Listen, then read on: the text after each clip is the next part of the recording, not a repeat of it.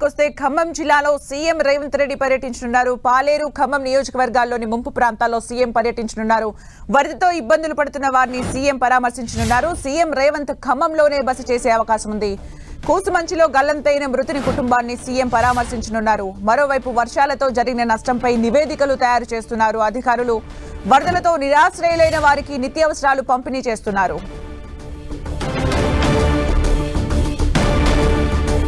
ఇక సీఎం పర్యటనకు సంబంధించి మరిన్ని అప్డేట్స్ మా ప్రతినిధి సైదులు అందిస్తారు. సైదులు, ఖమ్మంలో పరిస్థితి ఎలా ఉంది? సీఎం పర్యటనకు సంబంధించిన అప్డేట్స్ ఏంటి? సుమిత్ర, ఉమ్మడి ఖమ్మం జిల్లా వ్యాప్తంగా 2 రోజులు కురిసిన భారీ వర్షాలతో మొత్తం ఆస్తి నష్టం, భారీగా ప్రాణ నష్టం కూడా చోటు చేసుకుందని చెప్పుకోవచ్చు. ఎందుకంటే ఇల్లు కట్టుబట్టలతోనే నిరాశ్రయులై రోడ్డు మీదకి వచ్చిన పరిస్థితి అయితే ఖమ్మం జిల్లాలో చోటు చేసుకుంది.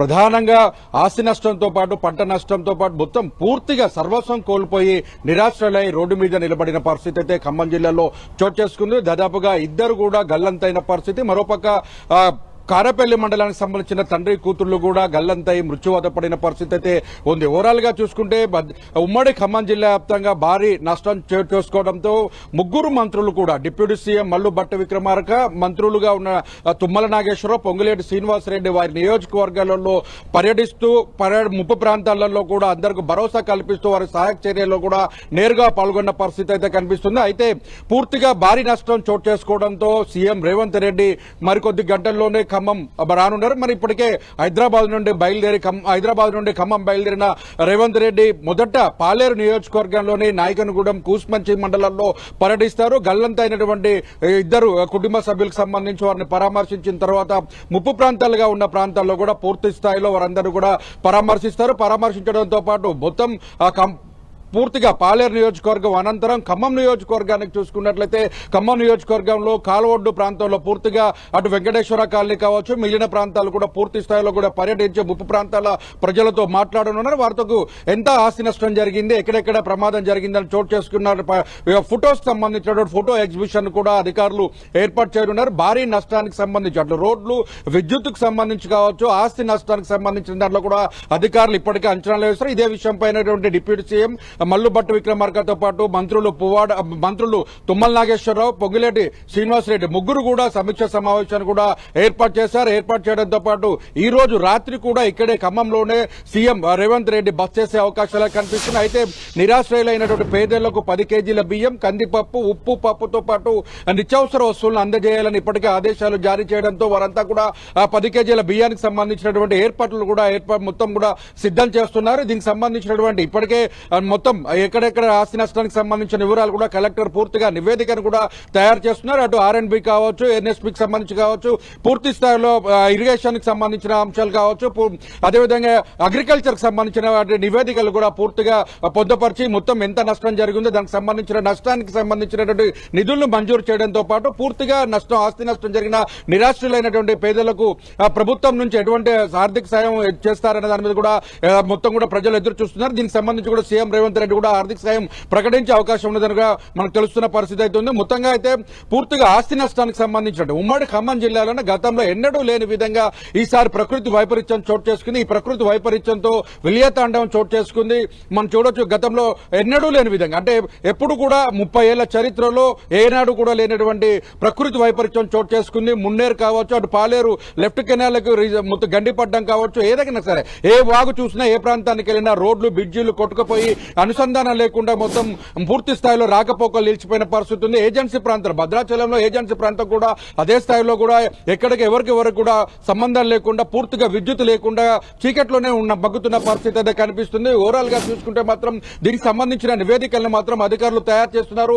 ఎన్ని కోట్ల రూపాయల అవసరం వస్తుంది, ఎన్ని వందల కోట్ల రూపాయల ఆస్తి నష్టం చోటు చేస్తుందనే దాని మీద కూడా అధికారులు నివేదికలు తయారు చేస్తున్న పరిస్థితి అయితే కనిపిస్తుంది.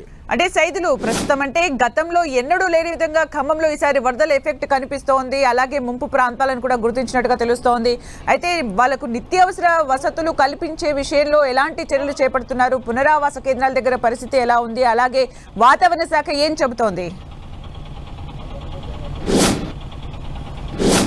చూడొచ్చు ఇప్పటికే మొత్తం కూడా ముప్పు ప్రాంతాల ప్రజలందరూ కూడా పునరావాస కేంద్రాలకు తరలించారు. ఖమ్మంలో 21 పునరావాస కేంద్రాలను ఏర్పాటు చేశారు. నిరాశ్రయులందరూ కూడా భోజనం, టిఫిన్ అవన్నీ కూడా ఏర్పాటు చేస్తున్నారు. అయితే పూర్తిగా అనుకున్నంత స్థాయిలో ఏర్పాట్లు లేవని కూడా బాధితులు ఆందోళన వ్యక్తం చేస్తున్న పరిస్థితి ఉంది. మరో 2 రోజుల పాటు కూడా వాతావరణ శాఖ చెప్తుంది ఉమ్మడి ఖమ్మం జిల్లాలో భారీ వర్షాలు కురిసే అవకాశం ఉన్న నేపథ్యంలో అలర్ట్ గా ఉండాలని కూడా వాతావరణ శాఖ అనౌన్స్మెంట్ చేస్తున్న పరిస్థితి అయితే కనిపిస్తుంది. భారీ వర్షాల నేపథ్యంలో ఇప్పటికే భారీగా ఆస్తి నష్టం జరిగినటువంటి ప్రజలు మరింత 2 రోజుల పాటు కూడా వరదలు వర్షం ఎక్కువగా వస్తే మాత్రం వర్షాలు ఎక్కువగా పడితే మాత్రం తీవ్ర నష్టం వాటిల్తుందని భయాందోళన పడుతున్న పరిస్థితి అవుతుంది. ఎందుకంటే ఇప్పటికే ఆస్తి నష్టం జరిగింది, కొంత ప్రాణ నష్టం జరిగింది. ఇప్పుడు కొద్ది గొప్ప ఉన్నటువంటి వారంతా కూడా నిరాశ్రయులైనటువంటి వారందరితో పాటు మిగిలిన వారు కూడా నిరాశ్రయులు అయ్యే అవకాశాలు ఉన్నాయని కూడా అధికారులు అంచనా వేస్తున్న పరిస్థితి. మరో 2 రోజుల పాటు వర్షాలు కురిస్తే మాత్రం ఖమ్మం విలియాతండాలను చూడాల్సిన పరిస్థితి, కన్నీటి వెధను ఖమ్మం చూడాల్సిన పరిస్థితి వచ్చే అవకాశం ఉందని కూడా అధికారులు అంచనా వేస్తున్న పరిస్థితి. ఇప్పటికే 3 మంత్రులు కూడా ఆ ప్రాంతాలు ఎక్కడెక్కడ ఆస్తి నష్టం జరిగిందో ఆస్తి నష్టాలు అదేవిధంగా ముప్పు ప్రాంతాల్లో పర్యటిస్తూ వారందరూ కూడా భరోసా కల్పిస్తున్న పరిస్థితి అయితే కనిపిస్తుంది. ఇదే పరిస్థితుల్లో కూడా ప్రతిపక్ష పార్టీకి సంబంధించినటువంటి బీఆర్ఎస్ పార్టీకి సంబంధించిన మాజీ మంత్రి పువ్వాడ అజయ్ కుమార్ అదేవిధంగా ఎంపీ వద్దిరాజు రవిచంద్ర కూడా ముప్పు ప్రాంతాల్లో పర్యటిస్తూ అటు ప్రభుత్వం పైన విమర్శలు కురిపిస్తున్న పరిస్థితి అయితే కనిపిస్తుంది. దీనికి ప్రతిపక్ష పార్టీలు చేస్తున్న విమర్శలపైన అధికార పార్టీ మంత్రివర్గం కూడా పూర్తిగా వారి కౌంటర్ ఇస్తున్న పరిస్థితి అయితే కనిపిస్తుంది. ప్రకృతి వైపరీత్యాలను రాజకీయ కోణంలో చూసేందుకు కూడా ఒకవైపు ప్రయత్నాలు కొనసాగిస్తున్నప్పటికీ కూడా ప్రజలు మాత్రం తీవ్ర ఇబ్బందులు ఎదుర్కొంటున్నారు. వారు తక్షణ సాయం చేసేందుకు అటు అధికార యంత్రాంగం ముందు కదలాలని కూడా వారు కోరుకుంటున్న పరిస్థితి అయితే ఉంది.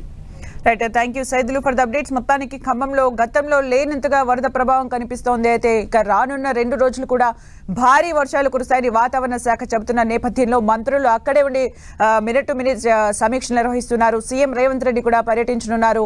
ఈ రోజు అక్కడే బస చేసే అవకాశం కనిపిస్తోంది.